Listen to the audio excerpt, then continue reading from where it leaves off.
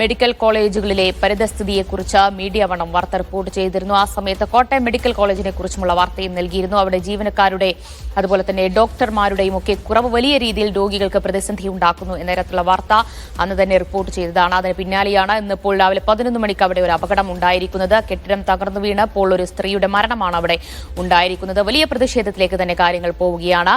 മുഹമ്മദ് ആഷിഖ് വിവരങ്ങൾ നൽകും. ആഷിഖ്, എന്തായാലും കൂടുതൽ കോൺഗ്രസ് നേതാക്കളൊക്കെ അവിടേക്ക് എത്തിക്കൊണ്ടിരിക്കുകയാണ്. വലിയ പ്രതിഷേധത്തിലേക്ക് കാര്യങ്ങൾ നീങ്ങുന്നു. മന്ത്രിമാരെല്ലാവരും തന്നെ ജില്ലയിലുണ്ട്. നേരത്തെ മന്ത്രി വി എൻ വാസനും മന്ത്രി വീണ ജോർജുമാണ് അവിടെ അപകടമുണ്ടായ ശേഷം സന്ദർശിച്ചത്. കൂടുതൽ പേർ മന്ത്രിമാർ ആരെങ്കിലും അവിടേക്ക് എത്താനിടയുണ്ടോ?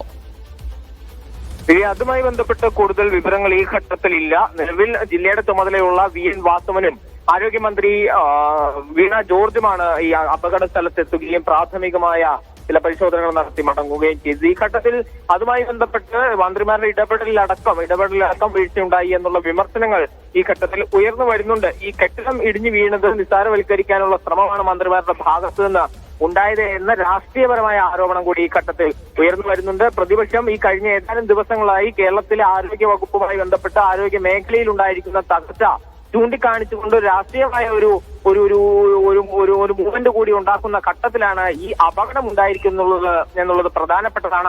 ആ നിലയിൽ കൂടി ഇതിനെ ഒരു രാഷ്ട്രീയ സാധ്യത കൂടി കണക്കിലെടുത്തുകൊണ്ടുള്ള ഒരു ഇടപെടൽ പ്രതിപക്ഷത്തിന്റെ ഭാഗത്തുനിന്ന്, പ്രത്യേകിച്ച് യു ഡി എഫിന്റെ ഭാഗത്തുനിന്ന് ഉണ്ടാകുന്നുണ്ട്. അതിന്റെ ഫലമായി കൂടിയാണ് UDF നേതാക്കൾ, ഒരു വലിയ കൂട്ടം UDF നേതാക്കൾ തന്നെ ഈ ഘട്ടത്തിൽ മെഡിക്കൽ കോളേജിൽ ഉണ്ട്. തിരുവഞ്ചൂർ രാധാകൃഷ്ണൻ അടക്കമുള്ള മുതിർന്ന നേതാക്കൾ മുതൽ ഇങ്ങോട്ട് ചാണ്ടി ഉമ്മൻ വരെയുള്ള പുതുതലമുറ യുവ നേതാക്കൾ അടക്കം ഇവിടെ എത്തി വിവിധ തരത്തിലുള്ള പ്രതികരണങ്ങൾ ഈ ഘട്ടത്തിൽ ഉയർന്നു വരുന്നുണ്ട്. അതേസമയം ഈ സംഭവവുമായി ബന്ധപ്പെട്ടുണ്ടായിട്ടുള്ള അധികൃതരുടെ വീഴ്ച പ്രധാനമായും ചൂണ്ടിക്കാണിക്കപ്പെടുന്നു. പ്രത്യേകിച്ച് ബിന്ദുവിന്റെ കുടുംബമടക്കം ഈ വിഷയത്തിൽ കടുത്ത വിമർശനം ഉയർത്തി കഴിഞ്ഞിരിക്കുന്നു എന്നുള്ളതാണ്. ഒരു മരണത്തിന്റെ ഒരു ഘട്ടത്തിലാണ്. ആ ഘട്ടത്തിൽ ആ കുടുംബവുമായി ബന്ധപ്പെട്ട് ഏതെങ്കിലും തരത്തിലുള്ള പ്രതികരണങ്ങൾ തേടാൻ കഴിയില്ല. പക്ഷേ വൈകാരികമായ ഈ കാഷ്വാലിറ്റിയുടെ മുൻപിൽ അല്പനേരം മുമ്പ് നിൽക്കുമ്പോഴായിരുന്നു വൈകാരികമായ ബിന്ദുവിന്റെ ബന്ധു ഗിരീഷിന്റെ പ്രതികരണം നമുക്ക് ലഭിക്കുന്നത്. അദ്ദേഹം പറയുന്നത് ഈ ബിന്ദുവിന് വേണ്ടിയുള്ള തിരച്ചിൽ പൊളിഞ്ഞ തകർന്നു വീണ കെട്ടിടാവശിഷ്ടങ്ങൾക്കുള്ളിൽ നടത്താൻ ആരംഭിച്ചത് താൻ പോലീസ് സ്റ്റേഷനിൽ വിളിച്ച് വിവരം പറഞ്ഞതിന് ശേഷം മാത്രമാണ് എന്നുള്ള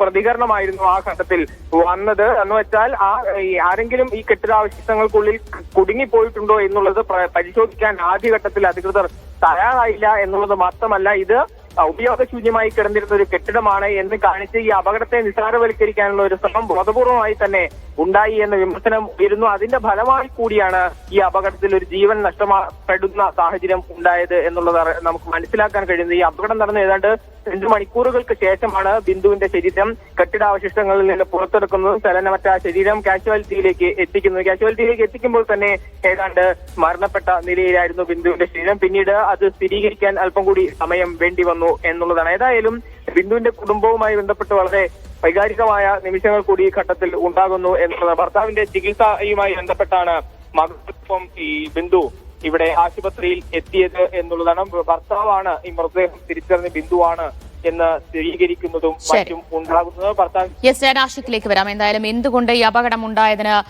പിന്നാലെ തന്നെ വളരെ വേഗത്തിൽ ഒരു കാര്യക്ഷമമായ രക്ഷാപ്രവർത്തനം അവിടെ ആരംഭിച്ചില്ല? ബിന്ദുവിനെ കാണാതായി എന്ന പരാതി ഉയർന്നിട്ട് പോലും ആ കെട്ടിടങ്ങൾക്കുള്ളിൽ ബിന്ദു ഉണ്ടോ എന്ന ഒരു പരിശോധന, ഒരു തെരച്ചിൽ എന്തുകൊണ്ട് വളരെ വേഗത്തിൽ ഉണ്ടായില്ല എന്ന തരത്തിലുള്ള ചോദ്യങ്ങളൊക്കെയുണ്ട്.